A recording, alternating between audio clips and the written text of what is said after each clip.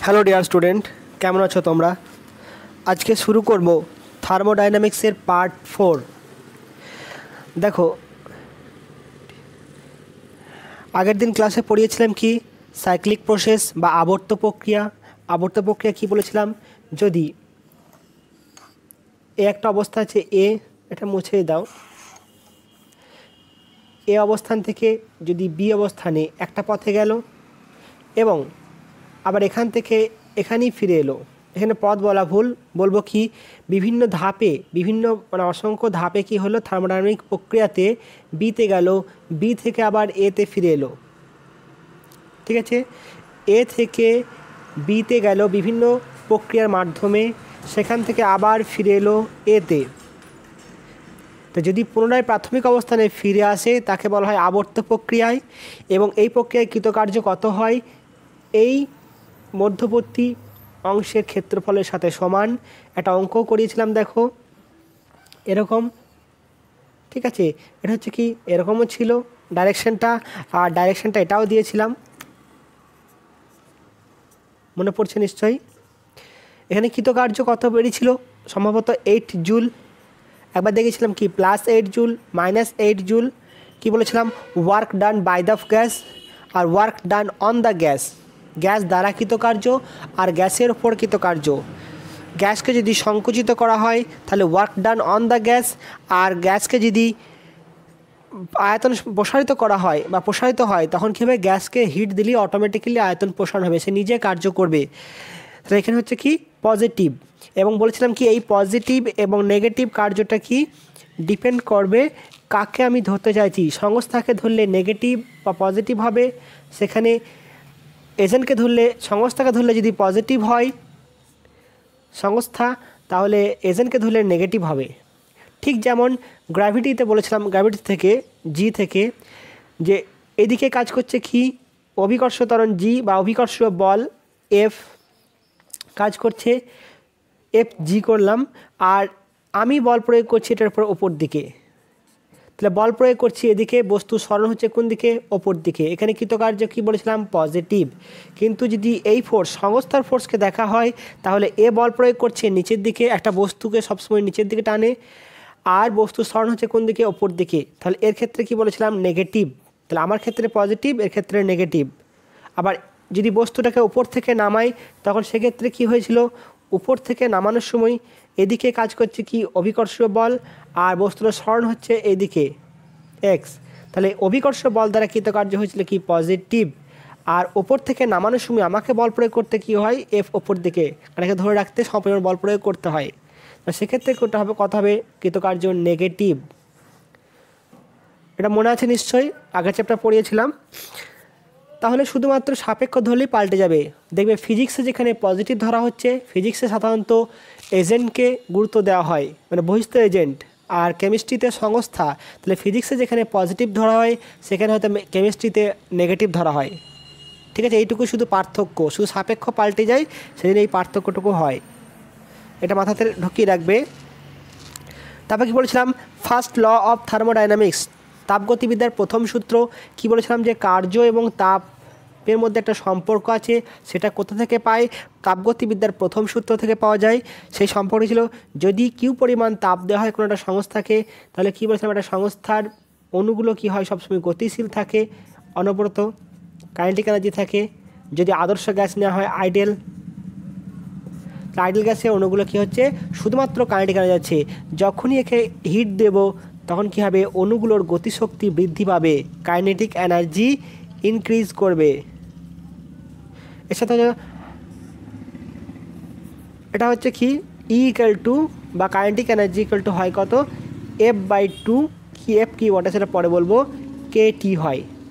এটা হচ্ছে কি গ্যাসের অণুগুলোর গতিশক্তি KT। এখানে একটা ধ্রুবক টার্ম ধরে নাও, এই টি উষ্ণতার উপর নির্ভরশীল। তাহলে উষ্ণতা বাড়লে গতিশক্তি বাড়ে, উষ্ণতা বাড়লো গতিশক্তি বাড়লো, আর গতিশক্তি বাড়া মানে হচ্ছে কি অভ্যন্তরীণ শক্তি বৃদ্ধি হবে। তাহলে এই তাপটা কি হচ্ছে? একটা অভ্যন্তরীণ শক্তি বৃদ্ধি করতে ব্যয়িত হচ্ছে। ঠিক আছে, আর কি হবে?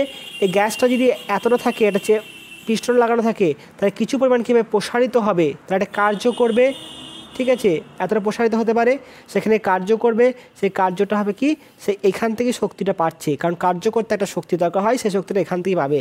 তাহলে কি হলো, প্লাস কার্য। তাহলে শোষিত তাপটা দুভাবে ব্যয়িত হয়, একটা হচ্ছে অভ্যন্তরীণ শক্তি বৃদ্ধি করে এবং কার্য সম্পাদন করে। এটাই হচ্ছিল কি ফার্স্ট লয়ের বিবৃতি, ক্লসিয়াসের বিবৃতি। তাহলে কী ছিল, ডি কিউ পরিমাণ তাপ দিলে কত হবে, ডি ইউ পরিমাণ অভ্যন্তরীণ শক্তি বৃদ্ধি হবে এবং ডি ডাব্লিউ পরিমাণ কৃতকার্য হবে।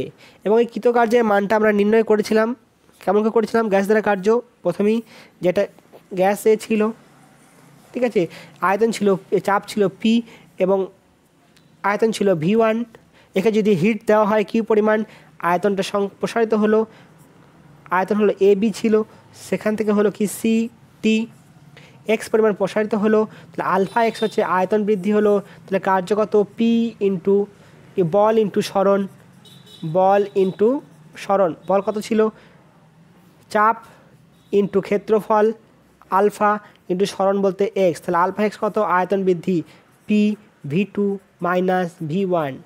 এবং বলেছিলাম কি চাপ পরিবর্তন হলে কৃতকার্যের মানটা কত হবে, পি ডি ভি। এটা লিখতে পারি কত, পি ডেল ভি। তাহলে কৃতকার্য সমান কত, পি ডেল ভি বা পি ডি ভি। তাহলে এখান থেকে লেখা যায় কত, যে সমান D U equal to P D V. তাহলে D Q equal to P D V, এটা আমরা পড়েছিলাম। আর কি পড়েছিলাম, স্পেসিফিক হিট, আপেক্ষিক তাপ। আপেক্ষিক তাপের কী ছিল, কোথা থেকে ড্র করেছিলাম আপেক্ষিক তাপটা, যে ডি কিউ সরি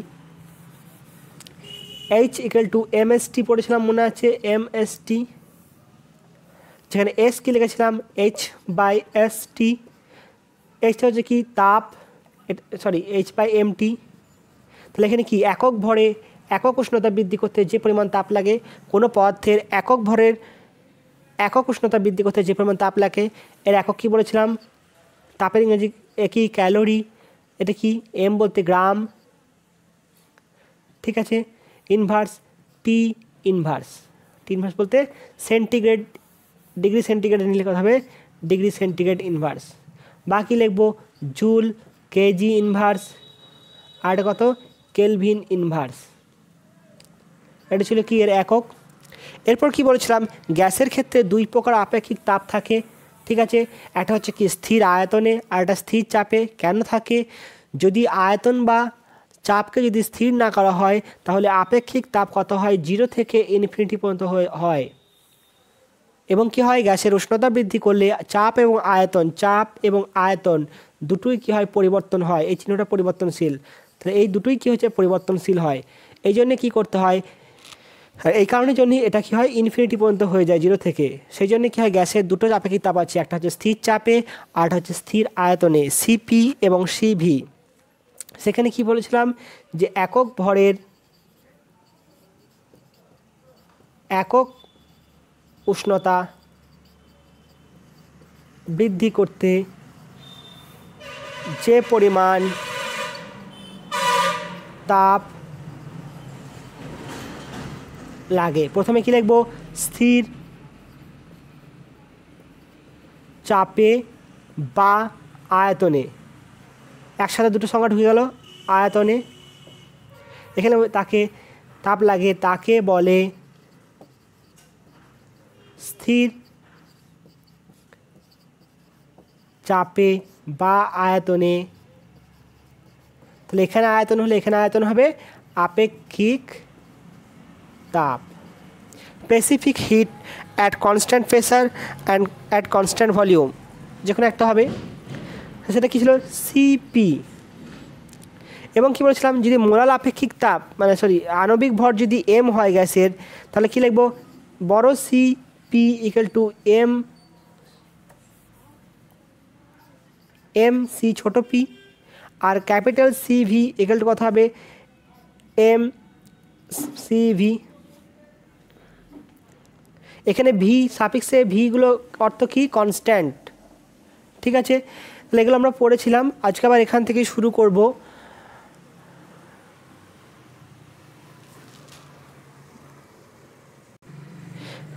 এরপর দেখো স্পেসিফিক হিট থেকেই শুরু করি।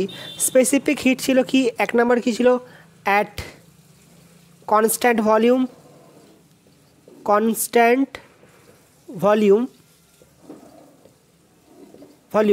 সিভি, তাই তো। তো সিভিটা কী ছিল, যে 1 গ্রামের জন্য, তাহলে এম গ্রামের জন্য কত হবে, এম গ্রাম,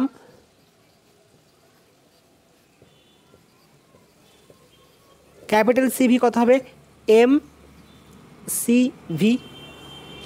এরপর দেখো তো, একটা গ্যাসের আণবিক ভর এম, তার মানে কি বলতে পারি, যদি একটা সাইজ যেমন নিলাম কি CO2 কত হয়, অক্সিজেনের কত হবে 32, আর এদিকে 12, 44, তাই তো। তাহলে 44 গ্রাম যদি নেওয়া হয় CO2, তাহলে সেক্ষেত্রে কত হবে, 1 অণু হয়ে গেল, বা বলতে পারি কি 1 মোল যদি নেওয়া হয়, এর জন্য কত হবে,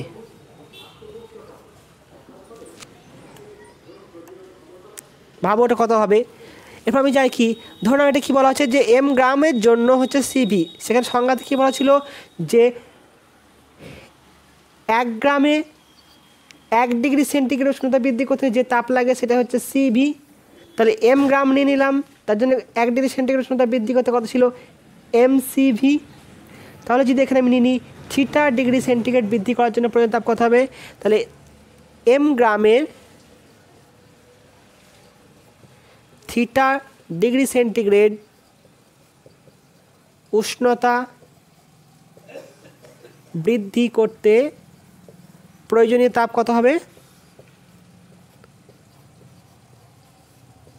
জনীয় তাপ Q equal to M CV into theta. যদি এই জায়গাতে টি নিতাম তাহলে এটা টি হতো, ঠিক আছে। তাহলে আবার যদি করি এম গ্রাম, এটা কি স্থির চাপে, যদি অ্যাট কনস্ট্যান্ট প্রেসার নিই, অ্যাট কনস্ট্যান্ট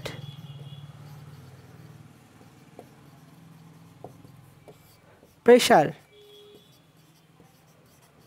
তাহলে কিউ কত হবে, এম সি পি থিটা, তাই তো। তাহলে এম গ্রাম এর থিটা ডিগ্রি সেন্টিগ্রেড উষ্ণতা বৃদ্ধি করতে প্রয়োজনীয় তাপ কত হবে, এমসিপি ডিটি। এটা হচ্ছে কি সিপি আর স্থির চাপে, আর হচ্ছে কি স্থির আয়তনে, ঠিক আছে। এরপর আমি যদি এম এর পরিবর্তে, যদি এখানে এম নিয়েছি, এখানে স্মল এম হতে পারতো, ক্যাপিটাল এম এর জায়গায় যদি আমি স্মল এম নিই, তাহলে সেক্ষেত্রে কত হবে, এটা স্মল এম হবে। তাহলে এম গ্রামের জন্য কত হবে, স্মল এম গ্রামের জন্য কত হবে, গ্রামের জন্য কত হবে, একটা হবে কত Q M C V theta, আর আসবে কত এম সিপি থিটা। স্থির চাপে বললে সিপি থিটা, আর স্থির আয়তনে বললে সিভি থিটা, ঠিক আছে। এরপর দেখো, এটাকে আমি মোলে পরিবর্তন করে দেবো, মোল, এম গ্রাম না লিখে মোল করে দেবো। তো সেক্ষেত্রে কী হবে, স্থির চাপে বা আয়তনে গ্যাসের মোলার আপেক্ষিক তাপ, আমি একটাই সংজ্ঞা লিখছি, পরে করছি, স্থির চাপে বা আয়তনে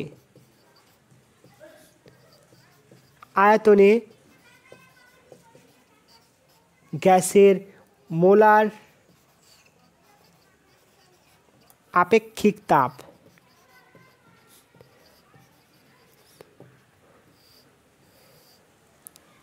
ঠিক আছে। সংজ্ঞাটা কেমন লিখবো, স্থির চাপে বা আয়তনে, একটাই সংজ্ঞা লিখছি, ঠিক আছে, তোমরা আলাদা করে লিখে নেবে, স্থির চাপে বা আয়তনে, দেখো এখানে এম ছিল, এমটাকে হাঁটিয়ে দেবো, গ্রামকে হাঁটিয়ে দিয়ে মোল ঢুকিয়ে দেবো, তাহলে স্থির চাপে বা আয়তনে 1 মোল গ্যাসের উষ্ণতা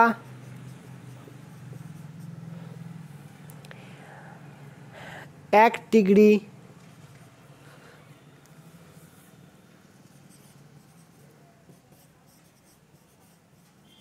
ডিগ্রি বৃদ্ধি করতে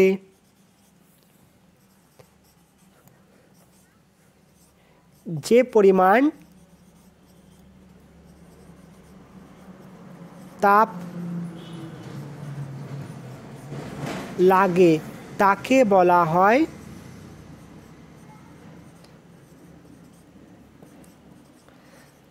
স্থির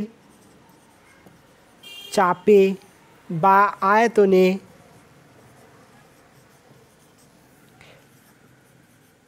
আপেক্ষিক তাপ। তাহলে এমটা কি হয়ে গেল, মোল হয়ে গেল। ঠিক আছে, তাহলে আমি যদি জেনারেল ফর্মে লিখি যে এন মোল গ্যাসের থিটা ডিগ্রি উষ্ণতা বৃদ্ধি করতে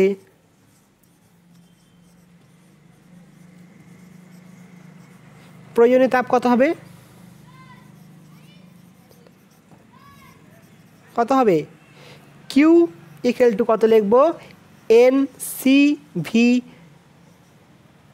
থিটা, বা কি লিখতে পারি Q equal to N C P theta. এখানে এনটা কি মোল সংখ্যা, এটা এন মোল বলা আছে। ঠিক আছে, তাহলে এন মোল এর জন্য কথা হবে এন সি ভি থিটা। ঠিক আছে, এরপর দেখো তো, যদি নোট করে নি ওটা,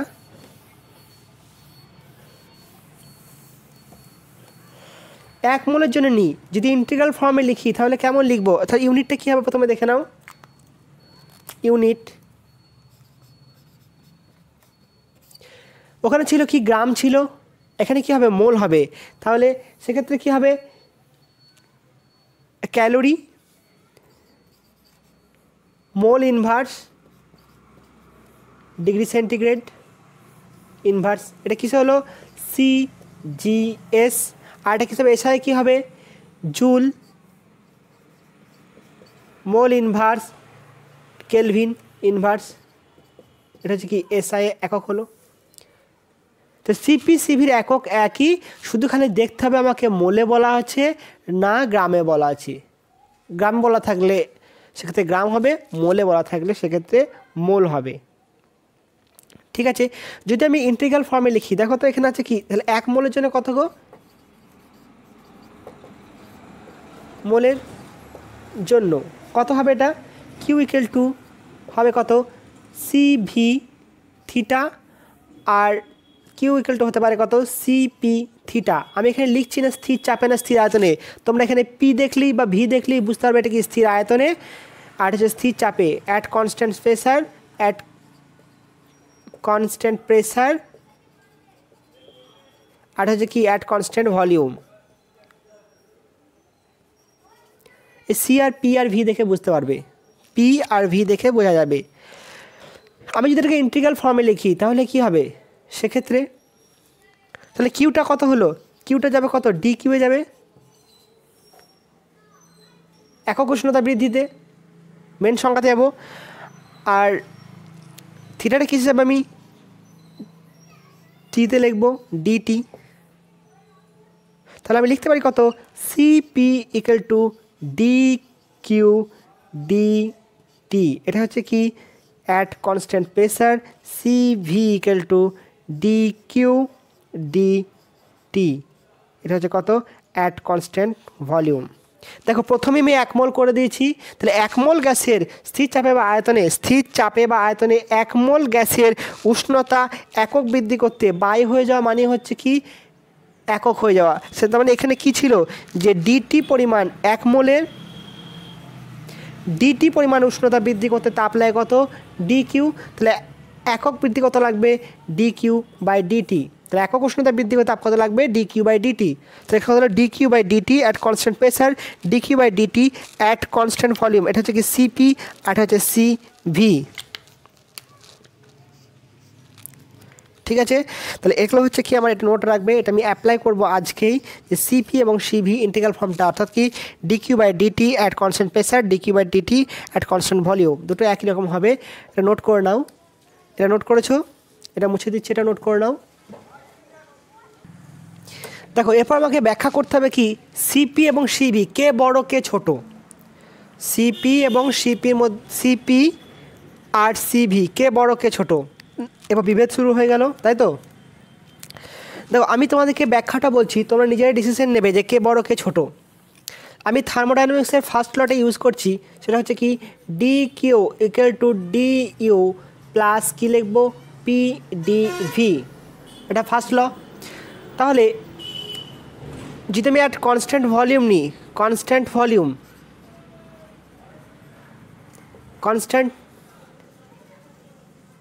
ভলিউম সেক্ষেত্রে দেখো কনস্ট্যান্ট ভলিউম যখনই বলে দেবো তখন কথা হবে পিডিভি, অর্থাৎ কি কার্য ডাব্লিউ ইকুয়াল টু কথা হবে 0 হয়ে যাবে। কারণ কনস্ট্যান্ট ভলিউম যদি কনস্ট্যান্ট হয় তাহলে ডিভি কথা হবে মানটা 0, যার কোনো পরিবর্তনই হবে না। কনস্ট্যান্ট মানে কি মানটা পরিবর্তন হবে না, তাহলে এই মানটা কথা হবে 0, তার মানে কৃতকার্য কথা হবে 0। তাহলে শুধু থাকলো কি D Q equal to D U. আমাকে ধরে নাও 50 টাকা জমাতে হবে, ঠিক আছে, আমার কোনো খরচা নাই। তাহলে আমি যদি 50 টাকা আয় করি তাহলে আমার জমা হবে কত? 50 টাকা। আমার কোনো তো খরচা নাই বা ব্যয় নাই, তাহলে আমি যেটাই আমি ইনকাম করব সেটাই কী হবে, আমার জমে যাবে 50 টাকা। তাহলে এখানে কি হয়, যে পরিমাণ তাপ দেওয়া হয় স্থির আয়তনে ঠিক সেই পরিমাণ তাপই কী করে উষ্ণতা বৃদ্ধি করে। অর্থাৎ কি আমরা আবার জানি কি যে ইউ এর সাথে টি এর একটা সম্পর্ক আছে, উষ্ণতা বাড়লে ইউ বৃদ্ধি পায়, উষ্ণতা বাড়লে অভ্যন্তরীণ শক্তি বৃদ্ধি পায়। তাহলে কি হলো, যে পরিমাণ তাপ দিচ্ছি সেই পরিমাণে হচ্ছে কি উষ্ণতা বৃদ্ধি করছে। তাহলে এখানে আমাকে যদি 1 ডিগ্রি সেন্টিগ্রেড বৃদ্ধি করতে 5 জুল তাপ লাগে, 5 জুল তাপ লাগে বা ক্যালোরি তাপ লাগে, 5 ক্যালোরি ধরলাম, বাট 50 ক্যালোরি তাপ লাগে। 1 ডিগ্রি সেন্টিগ্রেড বৃদ্ধি করতে 50 ক্যালোরি তাপ লাগে। তাহলে আমার কোনো কার্য করতে হচ্ছে না, কার্য করতে না হলে কি মানে যেটাকে আয় করছে সেটা সঞ্চয় হবে। এবার দেখো যদি কনস্ট্যান্ট প্রেসারে নিই, কনস্ট্যান্ট প্রেসার সে ডি কিউ ইকুয়াল টু কত D U plus P D V, অর্থাৎ কি এটা কৃতকার্য ডাব্লু থাকছে, এটা কৃতকার্য করতে হচ্ছে, মানটা 0 হচ্ছে না, যেটা এখানে 0 হয়ে গেছিলো। তার মানে কি এখন আমার কি খরচা একটা থেকে গেছে। তাহলে আমি যদি সেই 50 টাকায় আমার ধরুন ওই খরচা খাতে কত, আমার 20 টাকা খরচা হয়, 20 টাকা খরচা হবেই আমার পার ডে। তাহলে আমাকে কত হচ্ছে আয়, ব্যয় আর সঞ্চয়। আমাকে সঞ্চয় কত করতে হবে, 50 টাকা করতে হবে। ব্যয় কত আছে আমার 20 টাকা, তাহলে আয় কত করতে হবে, আমাকে 70 টাকা আয় করতে হবে।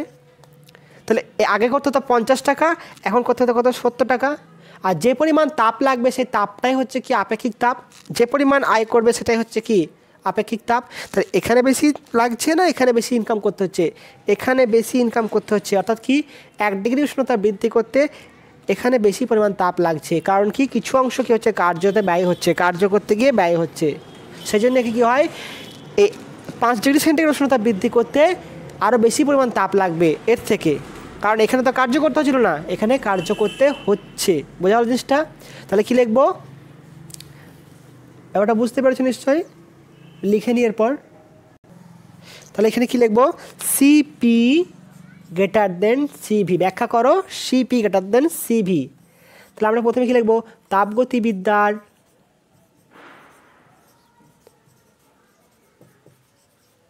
প্রথম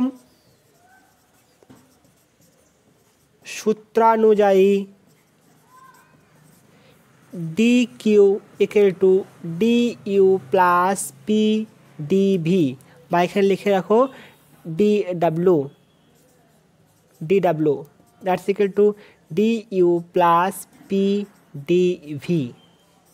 1 নাম্বার, স্থির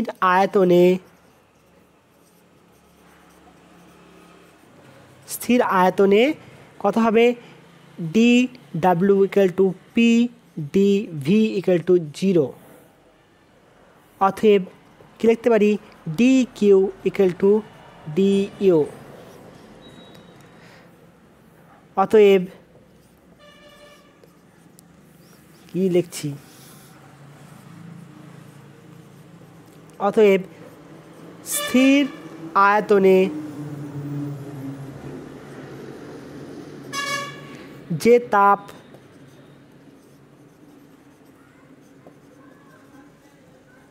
দেওয়া হয়, বা এখানে লিখতে পারো 1 ডিগ্রি উষ্ণতা বৃদ্ধি করতে যে তাপ লাগে, যে তাপ দেওয়া হয় তা সম্পূর্ণ অভ্যন্তরীণ শক্তি বৃদ্ধি বা উষ্ণতা বৃদ্ধিতে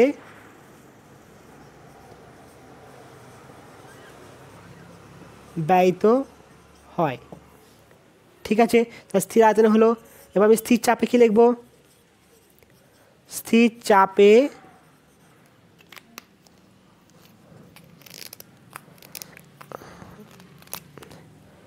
স্থির আয়তনে এটা স্থির চাপে, সেখানে কী হবে? D W not equal to 0। অতএব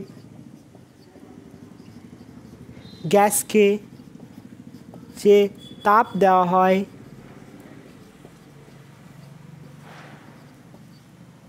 তা কিছু পরিমাণ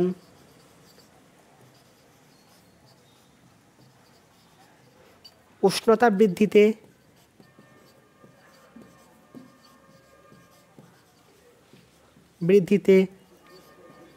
এবং কিছু পরিমাণ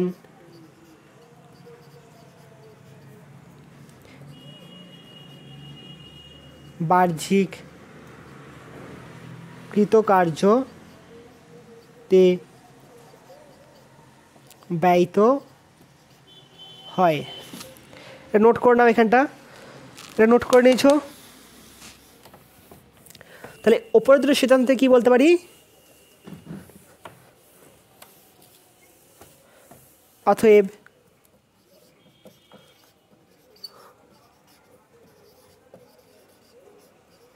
উপরের সিদ্ধান্ত থেকে উপরের দুটি যুক্তি, অতএব বলা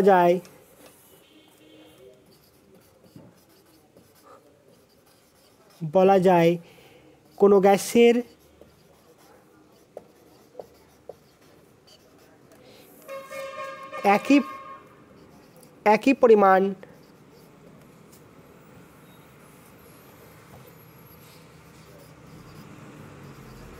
একই পরিমাণ উষ্ণতা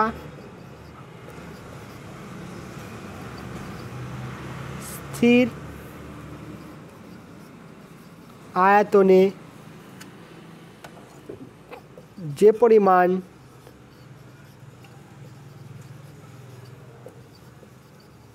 তাপ লাগে স্থির চাপে তার থেকে বেশি তাপ লাগবে, তাই সিপি গ্রেটার দেন সিভি, তাই সিপির থেকে সিভি বড়। ঠিক আছে, আমাকে একই পরিমাণ সঞ্চয় 50 টাকা করতে প্রথমে কত ইনকাম করতে হয়েছিল? 50 টাকা ইনকাম করতে হয়েছিল। স্থির আয়তনে স্থির চাপে কত করতে হচ্ছে? 70 টাকা ইনকাম করতে হচ্ছে। তবে ঘরে 50 টাকা সঞ্চয় হচ্ছে, মাঝে 20 টাকা কী হচ্ছে? কার্য করতে হচ্ছে, ডাব্লু। তাহলে এখানে এই পরিমাণটা, এই প্রয়োজনীয় তাপের পরিমাণটাই কি নির্দেশ করে? আপেক্ষিক তাপের মান, মানে সিপিসিবি। তাহলে এখানে কী হচ্ছে? 50 টাকা, এখানে 70 টাকা। তাহলে কোনটা বেশি? এটা বেশি স্থির চাপে। ঠিক আছে, সেজন্য হচ্ছে কি স্থির চাপে আপেক্ষিক তাপ অপেক্ষা স্থির আয়তনে আপেক্ষিক তাপের মান বেশি, মানে সিপি গ্রেটার দেন সিভি। আশা করি বুঝতে পেরেছো, নোট করে নাও। এই কোশ্চেনটা দেওয়া হয় মাঝে মাঝে 2 নম্বরের। ব্যাখ্যা করো সিপি গ্রেটার দেন সিভি।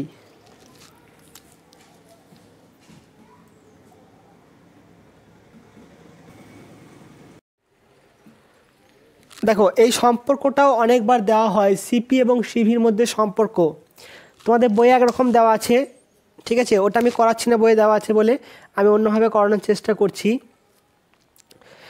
অবশ্য তাপগতিবিদ্যার প্রথম সূত্র থেকেই করাবো, বইয়েরটা ব্যাখ্যা করে দেবো একটা লাইনের জন্য শুধুমাত্র। দেখো প্রথমে আমরা কী লিখবো? যে তাপগতিবিদ্যার প্রথম সূত্র কি জানি আমরা দেখো এখানে তাপগতিবিদ্যার প্রথম সূত্র জানি ডি কিউ। পেনগুলো সব নষ্ট হয়ে গেল।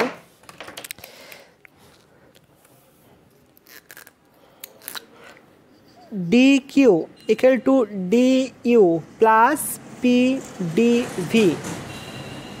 আমি যদি এইগুলো ডি কিউ ডি ইউ এর এবং পি ডি ভির মান যদি সিপি বা সিভি এই ফর্মে লিখতে পারি তাহলে সম্পর্কটা বের হয়ে যাবে।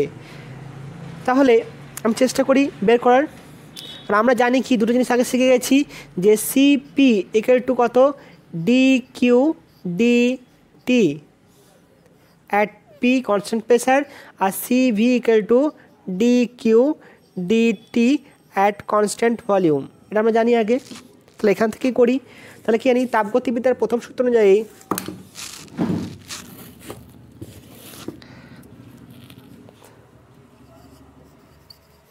তাপগতিবিদ্যার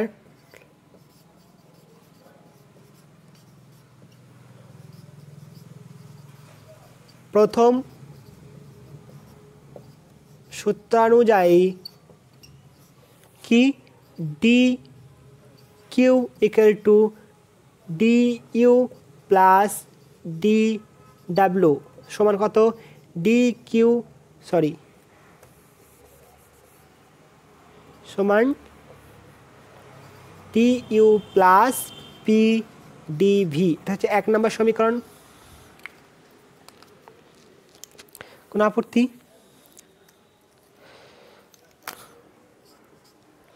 ঠিক আছে, এবার যদি 1 মোল গ্যাসের ডি কিউ পরিমাণ তাপ বৃদ্ধি করা হয়, 1 মোল গ্যাসের তাপ ডি কিউ পরিমাণ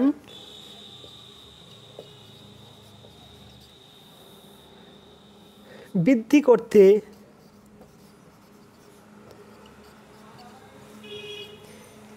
প্রয়োজনীয় তাপ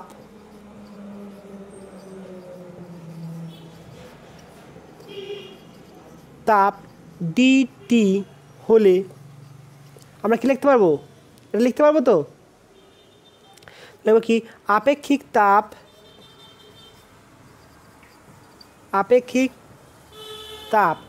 CP equal to D Q DT at constant pressure আর CV is equal to dq dt at constant volume. এটা হচ্ছে 2 নম্বর সমীকরণ, এটা হচ্ছে 3 নম্বর সমীকরণ। ঠিক আছে, এরপর যাবো কিসে? স্থির আয়তনে। তাহলে স্থির আয়তনে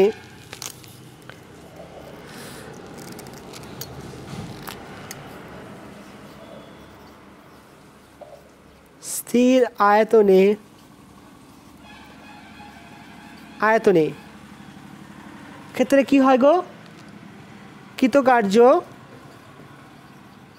কৃতকার্য dW equal to P DV equal to 0।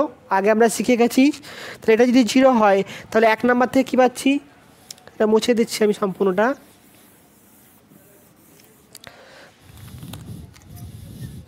তাহলে 1 নং থেকে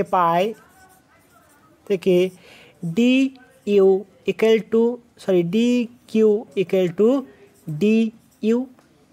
ঠিক আছে, কোনো অসুবিধা? তাহলে আমি কি লিখতে পারি দেখো তো? সিভি স্থির আয়তন লিখেছি, তাহলে সিভি ইকুয়াল টু আমরা জানি কি D Q by DT V. তাহলে এখানে কি D Q equal to D U, তাহলে এখানে আমি লিখতে পারি তো সমান ডি ইউ ডি টি। লিখতে পারি কি পারি না? ভালো করে লক্ষ্য করো, আমি এখান থেকে মানটা পুট করে দিলাম এখানে, আর কিছু করি নেই। তাহলে এখান থেকে পাচ্ছি কত? দেখো তো ডিউ এর মানটা D U equal to CV DT. কত নাম্বার সমীকরণ? 4 নাম্বার সমীকরণ। তাহলে ডিউ এর মানটা বেরিয়ে গেল। এরপর কার মান বের করব? এটা ডি কিউ আছে সিপি। ঠিক আছে, তাহলে আমি লিখতে পারি কি 1 নম্বর সমীকরণ অনুযায়ী, তাহলে 1 নম্বর নং ও 4 নং থেকে পাই, 1 ও 4 থেকে পাই, 1 ও 4 থেকে পাই কি পাচ্ছি? সেই ঘোড়ার ডিম পাচ্ছি, তাই তো? দেখো D Q equal to CV, দেখো ডি ইউ এর জায়গাতে এই মানটা পুট করে দিলাম, CV DT N plus P D V. ঠিক আছে, কোনো অসুবিধা? তাহলে আমাকে সিপি মানটা বের করবো। সিপি সমান কত? D Q DT. তাহলে আমি এখানে ডি কিউ ডিটি করতে পারি কি না? তাহলে এখানে লিখি আবার কত? ডি কিউ ডিটি সমান কী লিখবো আমি? সিভি ডিটি বাই ডিটি 1 হলো প্লাস পি ডিভি ডিটি। হবে কি হবে না? খেয়াল করে দেখো ভালো করে। এর নিচে ডিটি লেখো, এর নিচে ডিটি লেখো, এর নিচে ডিটি লেখো, আর এর নিচে ডিটি। তাহলে কি আসছে? ডি কিউ ডিটি থেকে গেল, ডিটি ডিটি কেটে গেল, আর এখানে ডিভি ডিটি থেকে গেল। ঠিক আছে, এটাকে দাও 5 নম্বর সমীকরণ। আবার দেখো, আবার 1 মোল আদর্শ গ্যাসের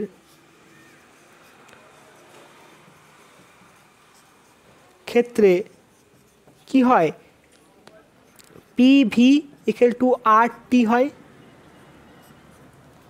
কি না? তাহলে স্থির চাপে কি লিখবো? যদি চাপ স্থির হয় তাহলে কথা হবে P DV by D T equal কথা হবে আর ডি ডিটি। এখানে কি লেখা রাখবে? স্থির চাপে, চাপ স্থির,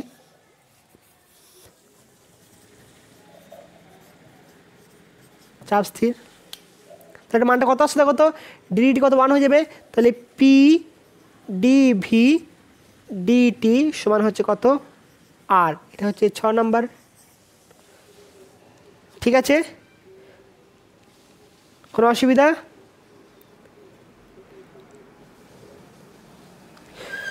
ঠিক আছে, তাহলে যদি কনস্ট্যান্ট প্রেসার হয়, যদি এটা কনস্ট্যান্ট প্রেসার হয়, এখানে যদি লিখে দিই আমি কনস্ট্যান্ট প্রেসার, তাহলে কি আসছে দেখো এরপর। এটা কনস্ট্যান্ট প্রেসার, এটা হচ্ছে কি কনস্ট্যান্ট প্রেসার, ডিটি করে দিলাম। তাহলে এটা কত লিখবো আমি? সিপি লিখবো। তাহলে 5 থেকে পাচ্ছি কি? CP equal to CV. এখানে কত আসছে? ডিপি ডিটি মান কত এসছে? 5 নম্বর থেকে 6 নম্বর থেকে মাইনাস প্লাস আর। অতএব কি আসছে? CP minus CV equal to R.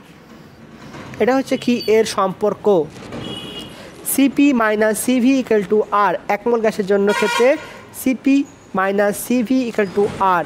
এখানে খালি এটা খেয়াল রাখবে, এটা 5 নাম্বার থেকে পুট করা হয়েছে, এটা এখান থেকে পুট করা হয়েছে পিডিভি মানটা, এটা এখান থেকে মানটা নিয়ে এর মানটা এখানে পুট করা হয়েছে। ঠিক আছে, আর এখান থেকে জানি আমরা সিপি ডিটি সমান হচ্ছে কত? সরি, সিপি সমান ডি কিউ বাই ডিটি। এটা এখানে পুট করে দিলাম সিপি, এটা জায়গাতে কি সিপি পুট করলাম। কোনো অসুবিধা? নোট করে নাও। বইয়ে হচ্ছে কি প্রথমে দুটো ধাপ একই, এখানে আবার কৃতকার্যটা দেখাতে হয় যেটা কত হবে, মানে কৃতকার্য বের করে দেখাতে হয় যে কৃতকার্য এটা হবে। তোমরা এটাই করবে। এটাও দেয় মাঝে মাঝে, মানে এটাও কোশ্চেনটা খুবই দেয় যে দেখ সিপি এবং সিভির মধ্যে সম্পর্কটি প্রতিষ্ঠা করো, এবং এখান থেকে দেখতে পাচ্ছ যে সিপি বড় এবং সিভি ছোট, কারণ কি আর এর মানটা একটা পজিটিভ কোয়ান্টিটি আছে, পজিটিভ কোয়ান্টিটিতে আছে, তাহলে সিপি গ্রেটার দেন সিভি অবশ্যই হবে। ঠিক আছে, এই সম্পর্কটা মনে রাখবে, নোট করে রাখো। নোট করেছো? এরপর একটা জিনিস বলে দিই, খেয়াল রাখবে যে যেটা জুলের প্রথম সূত্র বলেছিলাম, ঠিক আছে, বা তাপগতিবিদ্যার প্রথম সূত্র যেটা এসেছিল তাপ এবং কার্যের মধ্যে সম্পর্ক, এখানে যদি আরটাকে দেখো তোমাদের বইয়ে যে ডেরিভেশনটা দেওয়া আছে ওখান থেকে ব্যাখ্যাটা দিই তাহলে সুবিধা হবে তোমাদের। দেখবে এখানে বইয়ে বসানো আছে D U equal to D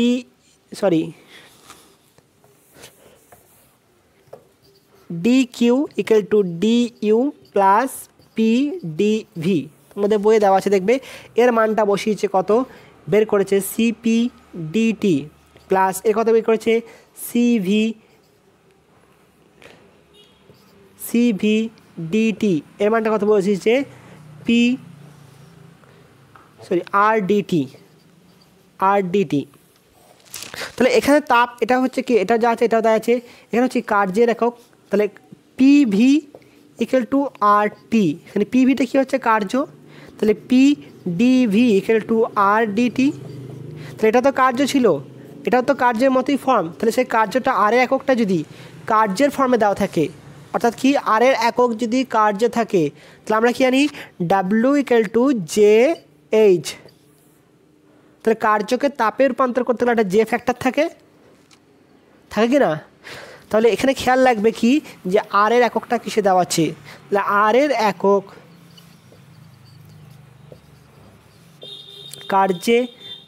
কার্যে বলতে কত কি হয় আর্গ থাকবে, দেখবে আর্গ মোল ক্যালোরি এরকম থাকবে। ঠিক আছে, কীভাবে বললাম erg mole inverse degree centigrade inverse যদি এরকম থাকে, তাহলে এখানে আমাকে চেঞ্জ করে নিতে হবে এককটা। তাহলে কার্যের এককে থাকলে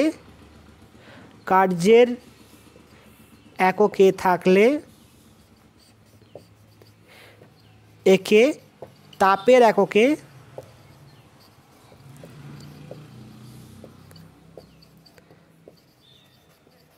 রূপান্তর করতে হবে। আর রূপান্তর করতে গেলে কী করব, আরকে জে দিয়ে ভাগ করব। নেটাকে দেখবে লিখেছে স্মল আর লেখা আছে, নিয়ে সম্পর্ক দেখবে CP minus CV equal to small R. এই যে পয়েন্টটা খেয়াল রাখবে, অঙ্ক করার ক্ষেত্রে অঙ্ক আসুক, আমি এখন কোনো অঙ্ক করাচ্ছি না, আমি থিওরি শেষ করে পুরো অঙ্ক টানবো, অঙ্ক করাবো, তাহলে থিওরিটা দুবার রিভাইজ হবে।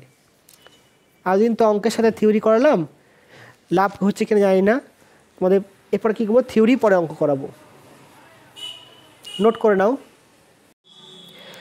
এরপর দেখো গ্যাস দ্বয়ের আপেক্ষিক তাপের অনুপাত।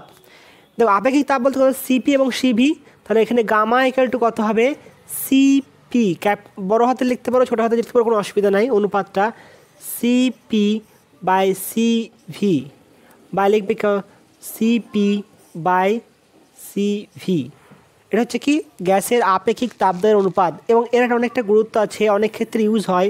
এবং গামার মানটা কত হবে সবসময় গ্রেটার দেন 1 হবে, একের থেকে বড় হয় সাধারণত। কারণ কি, কারণ বলা আছে তো সিপি গ্রেটার দেন সিভি বলা আছে, কোনো অসুবিধা নাই। তাহলে গামার মান থেকে কী জানতে পারবো, গামার মান থেকে 1 নম্বর জানতে পারা যায় কি যে গামা এর মান থেকে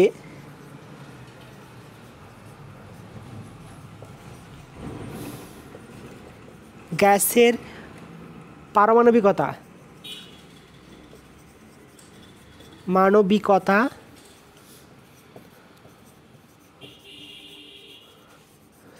মানে কি, পারমাণবিকতা মানে কি মানবিকতা, তাই তো? মানবিকতা বলতে মানুষ না মানুষ, ঠিক আছে। তাহলে গ্যাসের মান থেকে গ্যাসের পারমাণবিকতা জানা যায়, বা বলতে পারো কি গ্যাস অণুর পরমাণুর সংখ্যা,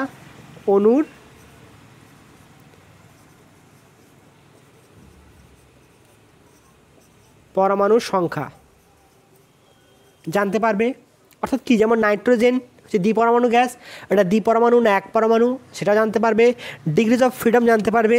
ঠিক আছে, 2 নম্বর কী বলতে পারো, দেখবে আদর্শ গ্যাসের ক্ষেত্রে কত হয় PV equal to R T, এটা হচ্ছে কি সমষ্ণ প্রক্রিয়ায়, আর PV to the power gamma equal to ধ্রুবক, এটা হচ্ছে কি রুদ্ধতাপ প্রক্রিয়ায়। তাহলে রুদ্ধতাপ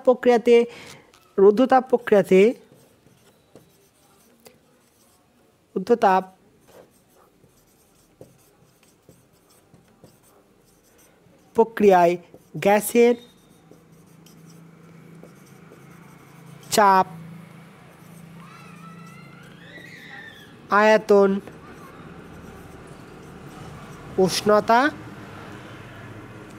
সম্পর্ক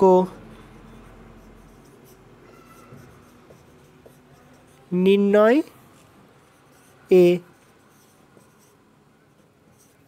গুরুত্বপূর্ণ। গামার মানটা এখানেও লাগবে, গামার মানটা।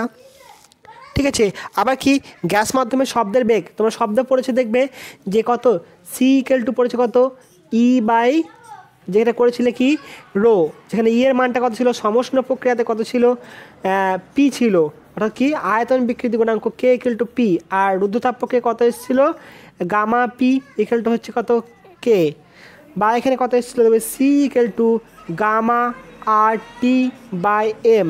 তাহলে এক্ষেত্রে গামাটা কাজে লাগবে। তাহলে শব্দে গ্যাসের বেগের ক্ষেত্রেও গামার মানটা কাজে লাগে। আবার হচ্ছে কি গ্যাসের দুই প্রকার আপেক্ষিক তাপের মানে স্থিতিস্থাপকতা ধ্রুবকের তুলনা করা যায়, মানে ঊর্ধ্বতাপ প্রক্রিয়ায় এবং সমষ্ণ প্রক্রিয়ায়। তাহলে এই দুটো যদি কি এটা K1 আর এটা K2 ধরলাম, এটা হচ্ছে কি আইসোথার্মাল আর এটা হচ্ছে কি অ্যাডিয়াবেটিক। তাহলে কে অ্যাডিয়াবেটিক বাই কে আইসো কত আসবে, গামা আসবে। তো এটাও তুলনা করা যায়, ঠিক আছে। তাহলে এগুলো হচ্ছে কি গামার গুরুত্বপূর্ণ ভূমিকা আছে, এগুলো আমাকে জানতে হবে। এরপর গামা সম্পর্কিত তথ্যগুলো মানে কীভাবে বুঝবো যেটা এক পরমাণু না দ্বিপরমাণু, সেটা আমি দেখাবো। যদিও এই চ্যাপ্টারতে তোমাদের বইয়ে নেই, আমি দিচ্ছি পরে সুবিধার ক্ষেত্রে আমি এখানে বলে দিচ্ছি সম্পর্কটা, সম্পূর্ণ প্রতিষ্ঠা করব না, তো ব্যাখ্যা করার চেষ্টা করব। ঠিক আছে, প্রথমে আমি সম্পর্কটা লিখে দিই। দেখো গামা ইকুয়াল টু করা হয় কি 1+2/f, যেখানে এফকে বলা হয় কি, এখানে ডিস্টার্ব খুব বেশি হয়, এফটা হচ্ছে কি degree of freedom, degree of freedom. এই বাস লরিগুলো আমাকে এত ডিস্টার্ব করছে। বেশ, ডিগ্রি অফ ফ্রিডম স্বাধীনতার মাত্রা বলতে কি, ধরুন একটা গ্যাস অণু, একটা অণু আছে, এটা হচ্ছে কি এক্স অক্ষ, ওয়াই অক্ষ, জেড অক্ষ। এ কী করতে পারে, এক্স অক্ষ বরাবর যেতে পারে, ওয়াই অক্ষ বরাবর যেতে পারে এবং জেড অক্ষ বরাবর যেতে পারে। বা হচ্ছে কি এর স্থানাঙ্ক কটা হবে, দেখো x1 y1 z1, তিনটেকে মানে এর অবস্থানটা প্রকাশ করার জন্য তিনটে সবসময় লাগবেই, মানে যটা স্বাধীন মাত্রা লাগে সেটা হচ্ছে কি ডিগ্রিজ অফ ফ্রিডম। তাহলে এর জন্য কটা লাগবে, তিনটে। তাহলে এর ডিগ্রি অফ ফ্রিডম কত হলো, ডিগ্রি অফ ফ্রিডম কত হলো, তিনটে। এর ফর্মুলা হচ্ছে কি, একটা জেনারেল ফর্মুলা আছে যে এটা মানে হচ্ছে 3n - k, যেখানে কেটা কি বলা হয় কি কনস্ট্যান্ট বা রেস্ট্রিকশন, বা আমি এখানে লিখি রেস্ট্রিকশন লিখে দিই ভালো হবে,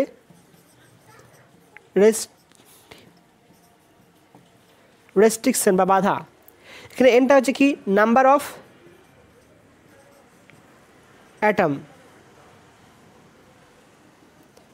কটা পরমাণু, এর জন্য কি এক পরমাণুর ক্ষেত্রে কথা হবে, এক পরমাণু গ্যাসের ক্ষেত্রে কথা হবে, এক পরমাণু ক্ষেত্রে n = 1, দ্বিপরমাণু গ্যাসের ক্ষেত্রে কথা হবে n = 2, তিন পরমাণু গ্যাসের ক্ষেত্রে কথা হবে n = 3।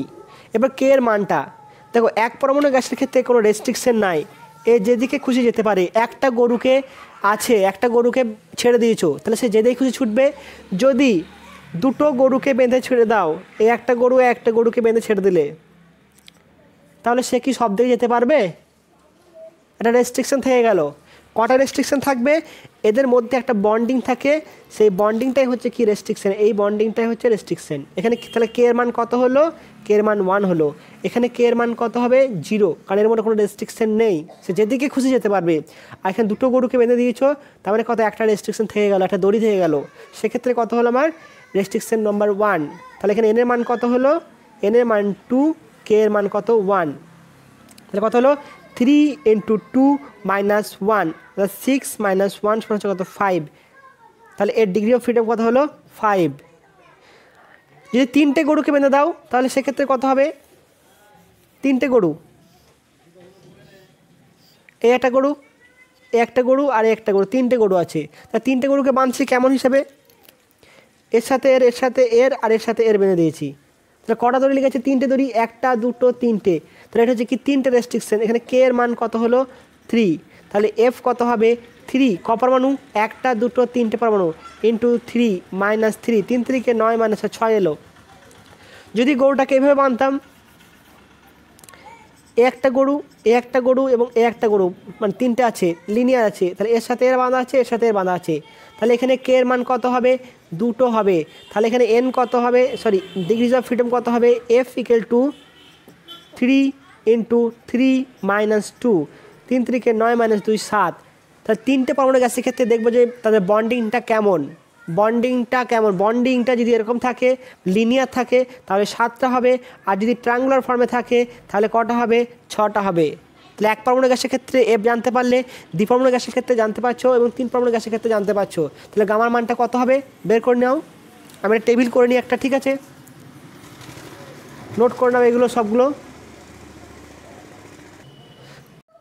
এরপর দেখো 1 পরমাণু গ্যাসের ক্ষেত্রে প্রথমে 1 পরমাণু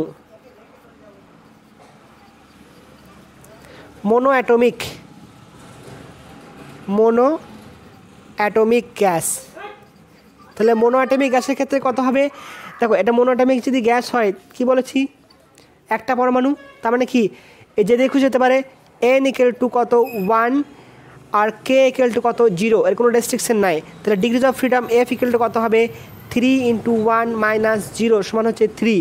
তাহলে গামা মান কত হবে? গামা = 1 + 2/, এফ এর মান কত বেরোলো 3 সমান কত হচ্ছে 5/2। ঠিক আছে, দ্বি পরমাণুর ক্ষেত্রে কত হবে? দ্বি পরমাণু ডায়াটমিক গ্যাসের ক্ষেত্রে কত হবে? এর রেস্ট্রিকশন কটা আছে? ডায়াটমিক মানে কি দুটো বন্ড থাকতে পারে, একটা বন্ড থাকবে অবশ্যই, তাই তো এই বন্ড আছে। তাহলে এর কে কত 1, এন কত 2। ঠিক আছে, তাহলে এফ কত হবে? এফ = আসছে কত 3 × 2 - 1 মানে 5। তাহলে গামা কত আসছে 1 + 2/5 অর্থাৎ কত আসছে এটা 7/5। ঠিক আছে, 7/5 5/2। আবার দেখো ট্রায়াটমিকের ক্ষেত্রে কত হবে? সেক্ষেত্রে দেখো দুটো হতে পারে কম্বিনেশন, একটা এরকম হতে পারে, ঠিক আছে, আরেকটা কি হতে পারে এরকম হতে পারে, লিনিয়ার হতে পারে। এটা যে লিনিয়ার কম্বিনেশন, আর এটা হচ্ছে এটা ট্রায়াঙ্গুলার, আর এটা হচ্ছে লিনিয়ার। এখানে হচ্ছে কত n = 3, এখানেও n = 3, এখানে কত k = 2 3, আর এখানে k = কত 2। তাহলে এখানে কত আসছে ডিগ্রিজ অফ ফ্রিডম, এফ কত আসছে ডিগ্রি অফ ফ্রিডম স্বাধীনতার মাত্রা, এখানে লেখো ডিগ্রি অফ ফ্রিডম কত আসছে 3 × 3 - 3 মানে 3 × 3 = 9 থেকে বাদ গেল 6, তাহলে কত আসছে 1 গামা = 1 + 2/6 মানে 1 + 1 = 3, তাহলে কত আসছে 3 × 4 = 3 আসছে। ঠিক আছে, এবার দেখো এখানে ক্ষেত্রে কত আসছে গামা, প্রথমে এফ = কত আসছে, এফ = আসছে 3 × 3 - 2 কত আসছে কনস্ট্যান্ট 2 রেস্ট্রিকশন, কত হবে 3 × 9 - 2 7, তাহলে গামা কত আসছে 1 + 2/7 7, তো 9/7। তাহলে এখানে গামার মান কত 9/7, এখানে কত 4/3, এখানে হচ্ছে কত 7/5, এখানে হচ্ছে 5/2। ঠিক আছে, এটা কত হচ্ছে 2.5। এখানে মান কত আসছে দেখো 5 × 5 5 × 20 1.4, এখানে আসছে কত 1.33, এখানে আসছে কত 7 × 7 20 আছে, 7 × 2 = 14, মানে কাছাকাছি আসছে এরকম, আমি আর ধরছি না। তাহলে এখানে দেখো যে যত অ্যাটমিক নাম্বার বাড়ছে 1 পরমাণু গ্যাসের ক্ষেত্রে সবথেকে বেশি, দ্বিপরমাণুর ক্ষেত্রে আরও কম, ত্রিপরমাণুর ক্ষেত্রে আরও কম। তা ত্রিপরমাণু গ্যাসে অ্যাটম সংখ্যা বাড়লে গামার মানটা পরিবর্তন হচ্ছে। তাহলে আমি এই মান দেখে যদি 1.4 যদি কোনো এর মান বেরোয় গামার মান, তাহলে আমি সঙ্গে সঙ্গে বলতে পারবো কি এটা দ্বিপরমাণু গ্যাস, তাই তো বলতে পারবো কি না? তাহলে এখানে বলেছিলাম 1 নম্বর পয়েন্টে কী ছিল যে গামার মান থেকে গ্যাসটা ক পরমাণু সেটা জানা যায়। ঠিক আছে, এই মানটা মুখস্থ রাখবে, টেকনিকটা মুখস্থ রাখবে, তাহলেই হবে, কোনো অসুবিধা নাই। আর একটা টপিক দেখাবো মাত্র, এটা নোট করে নাও এটা। এবার দেখো আরেকটা জানি কি যে সিপি - সিভি = আর, আরটা কি জানি আমরা সিপি / সিভি = গামা। আমি এই সম্পর্কটা পরবর্তীকালে বলবো, এখন বলছি না কোত্থেকে এসছে, কেমনভাবে এসছে। তাহলে এখান থেকে লিখতে পারি তো সিপি = গামা সিভি, লিখতে পারি তো, এটা 1 নম্বর সমীকরণ, এটা হলো কি 2 নম্বর সমীকরণ। এবার তোকে মানটা এখানে বসিয়ে দাও, তাহলে gamma CV minus CV equal to কত এলো, আর এলো। তাহলে এখানে লিখতে পারি তো সিভি ইকুয়াল টু কত আসছে, তাহলে CV gamma minus 1 equal to R, তাহলে CV equal to R by gamma minus 1। তাহলে সিপি কত আসবে, তাহলে এখান থেকে সিপি পাবো, তাহলে সিপি বাই সিপি সমান গামা, তাহলে সিপি ইকুয়াল টু কত আসছে gamma by gamma minus 1 into R. ঠিক আছে, আমি একটা মান নিয়ে দেখাচ্ছি, বাকিগুলো তোমরা করে নেবে। তাহলে এটা হচ্ছে কি একটা সিপির মান এলো আর একটা সিপি মান এলো, এটা মনে রাখবে। সিপির মানটা বেরিয়ে যাবে কত, সিভি মানটা হচ্ছে কত আর বাই গামা মাইনাস 1, গামার মান জানা তাহলে এটা প্রয়োগ করবে। আর